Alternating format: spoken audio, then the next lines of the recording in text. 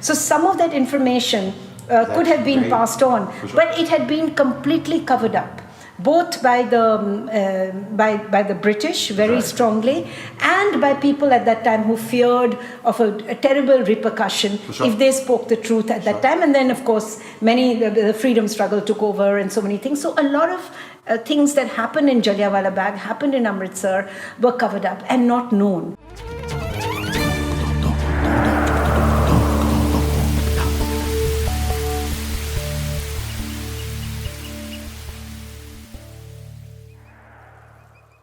I think as a journalist, one of the things which impacts my writing is I like to look at hidden stories that nobody else is talking about. Sure. And it could come from anywhere. And I found that with Jallianwala Bagh as well, which was a book I wrote before the book on Devika, because we run this museum, as you know, on the Partition of India in Amritsar. And I found these amazing photographs dated back to 1919.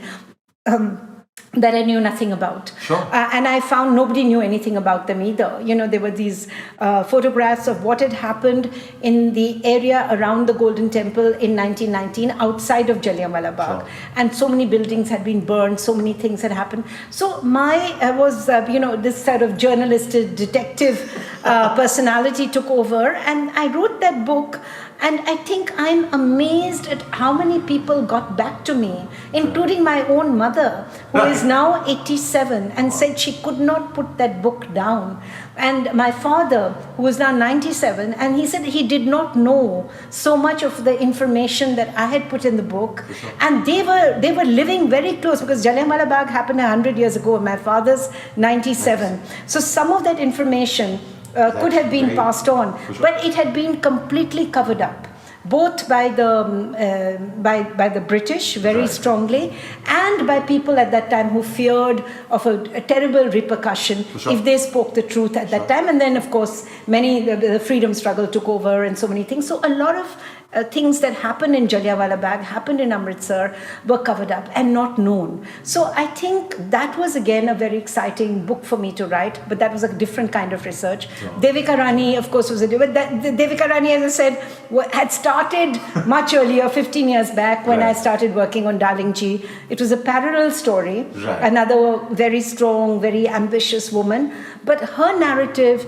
turned out to be very different, because I discovered the abuse that she had faced, and all the patriarchy that she had faced, which Nargis would have also faced, of course, from the early eras, times. But then she was protected by the fact that her mother was there, and was also a very strong and dominant matriarch, if you like, of that period. Whereas Devika didn't have any such figure in her life, and she was literally had to fend for herself. And she did a damn good job. Absolutely. Yeah.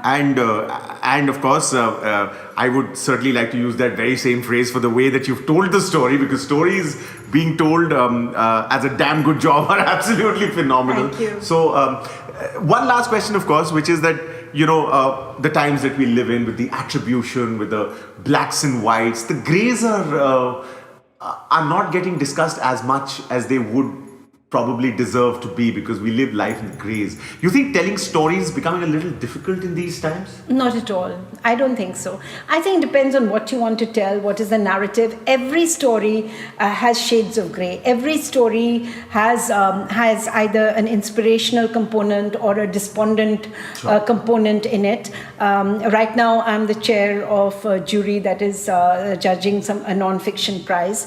And I am reading a lot of books which are coming out from India, and I am amazed at the scope and the vision and the breadth of things and this is a prize meant for women. Women are writing. I'm so excited. It's no longer, as I keep saying, a singular narrative. They're looking at India from different ways. There's a book about tribes, there's a book about food, there's a book about, everything under the sun. So I'm saying that, there's so much still to be written about in India, and the shades of grey will always be there.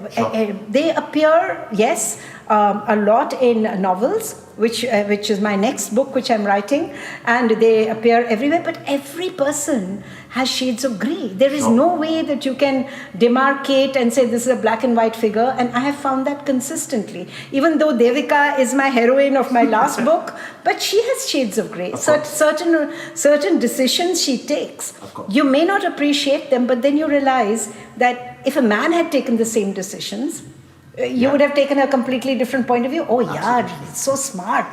Look what he did.